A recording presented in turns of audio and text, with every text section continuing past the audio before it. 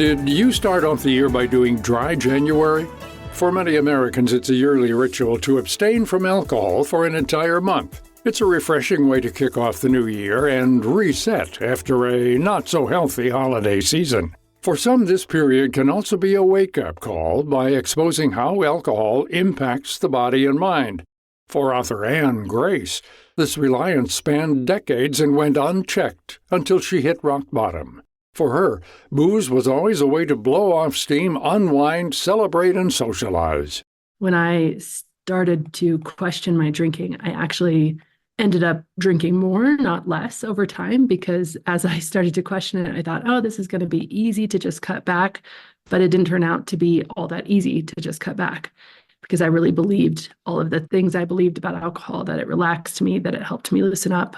Today, Grace has a healthy relationship with alcohol and is the author of the book, This Naked Mind: Control Alcohol, Find Freedom, Discover Happiness, and Change Your Life. However, where she is today didn't come easy. For many years, she felt out of control and couldn't find a way out. It all began in her early 20s when she started drinking socially at work. She'd just graduated from college and moved to New York City to work full-time in corporate marketing. I was told by my boss that the happy hour was kind of like the golf course.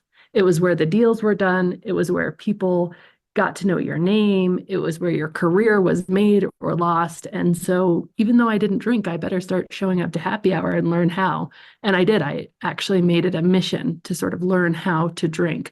Excessive alcohol use is still very common in the U.S. According to a Pew Research study in 2022, of the 137 million Americans who reported drinking in the last month, nearly half said they commonly binge drink. For men, this means consuming 5 or more drinks in a sitting, and for women, it's 4.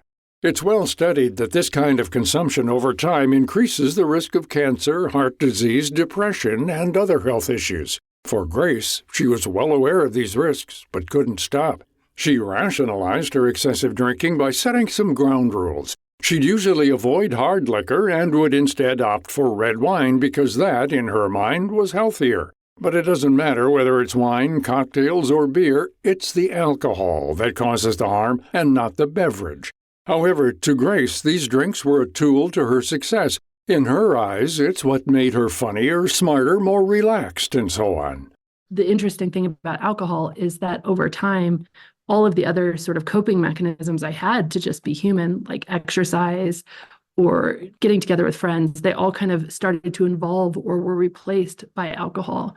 And so fast forward a decade, I'd done what I set out to. I became incredibly successful corporately, but I was also drinking about 2 bottles of wine every single night. She eventually switched to buying boxed wine because she grew embarrassed by how many bottles she'd accumulate over a week. It wasn't until an overseas trip to Europe that she hit a breaking point. I was flying home from the UK.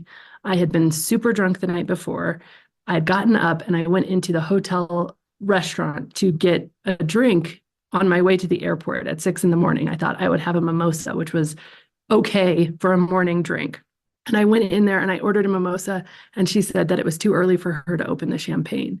So she offered me a screwdriver, which was vodka and orange juice. And drinking hard alcohol in the mornings was one of those little lines that I wouldn't cross. And I thought, if I don't cross this line, then I'm still okay. But I felt very desperate this morning to just feel better. And I had a few before I got to the airport. After the 6 a.m. cocktails, she felt overwhelming guilt and ashamed of the person in the mirror. I was sitting in the terminal waiting for my plane, and I just started crying. And I started asking myself the questions that I had been asking myself for years now, which is, what is my problem? Do I have a problem? Am I an alcoholic? What's wrong with me? And those questions were just so incredibly painful. And in this one moment, I actually got a different question. And the question was, why? Why did I used to be able to take it or leave it and it be no big deal? But now all of a sudden, it was that if I wasn't drinking, I would feel I could do it, but I'd feel like I was missing out. I would feel sad. I would feel upset. I would feel just kind of outside of life. And I started asking why. The first step to lasting change meant sitting in this question. She began writing down all of the reasons why she drank and also asked other friends why they drank. For instance, she wrote down that wine made her feel relaxed. While that was her perception, was it actually true? She set out to research and work through these whys. We live in this great day and age where you can just download a study and you can find out what is true. And so I started methodically going through each of these reasons, and one by one, they started falling like dominoes.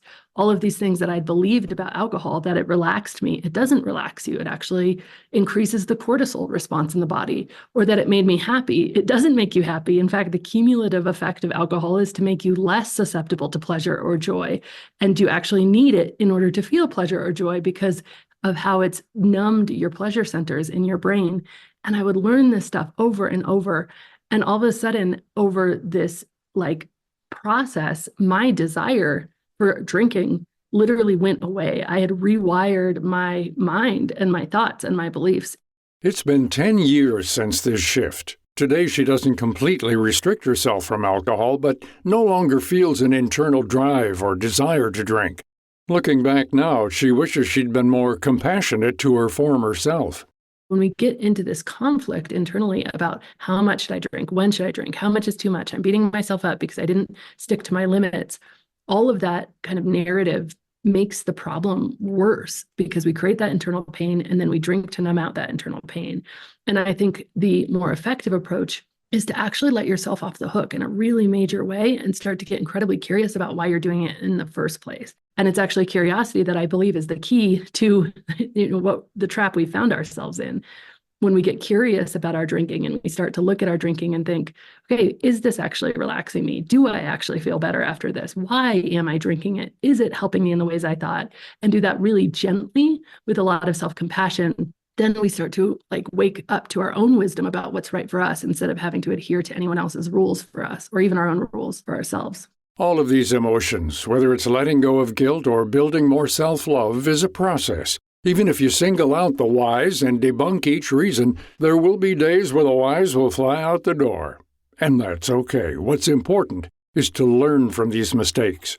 I think just treating every single experience with drinking as an experiment, meaning you go into it, you have an intention and a hypothesis, right? I'm going to try to only have one tonight. You don't have one, you have three. Don't beat yourself up about it. Don't get down on yourself about it. Just look at, okay, what was happening? Why did I have three? Why did I feel this way? What was going on with me? And looking at all of this as an experiment, just an experiment of you without shame and without blame. And I think that level of awareness, it's a lot like if you were, there's studies that show if you just track your food, you end up eating healthier, right? It's just bringing that level of awareness to the behavior. And that behavior can end up changing in a really natural way and a painless way. But usually with alcohol, we don't do that because we're so embroiled in shame about our behavior. Grace reminds listeners that every journey is different and that progress isn't always linear. If you or someone you know is struggling with alcohol, there's help out there. If you need help right away, call or text 988. You can also call the Substance Abuse and Mental Health Services Administration hotline, a free 24/7 service at 1-800-662-4357. Alcoholics Anonymous is also a trusted longtime resource. Find more information about AA by visiting aa.org or heading to our website at viewpointsradio.org. This segment was written and produced by Amira Zaveri. Our studio manager is Jason Dickey. I'm Gary Price.